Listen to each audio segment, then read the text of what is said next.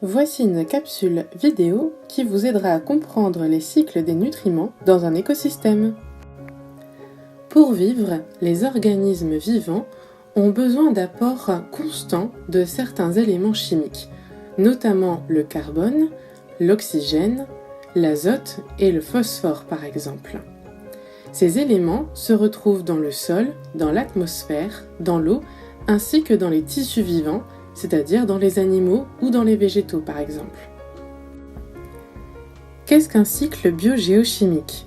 En fait, les éléments chimiques, comme par exemple l'azote ou le phosphore, circulent continuellement entre le sol, l'air, l'eau et le monde vivant. Cette circulation est une boucle de recyclage infinie dans un écosystème.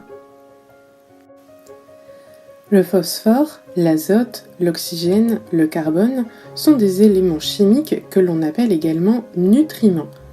Les nutriments sont des substances chimiques nécessaires à la croissance des êtres vivants d'un écosystème. De nombreux cycles de nutriments sont en action au sein d'un écosystème. Vous avez par exemple le cycle de l'azote, le cycle du carbone, le cycle de l'oxygène ou encore le cycle du phosphore. Ces cycles permettent le recyclage des nutriments et assurent leur disponibilité dans un milieu car ils sont indispensables à la vie.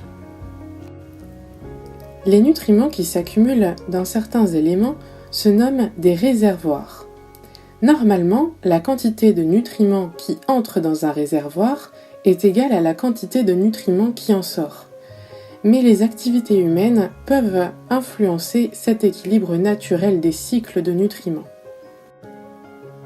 En effet, certaines activités humaines peuvent modifier ces cycles naturels, notamment l'agriculture, l'industrie ou encore l'exploitation minière.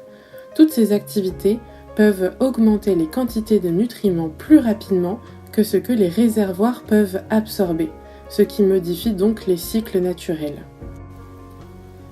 Pour résumer, la fabrication de la matière vivante sur Terre nécessite la présence de nombreux éléments chimiques, comme par exemple le carbone, l'oxygène, le phosphore, et également d'une source d'énergie constante, le soleil.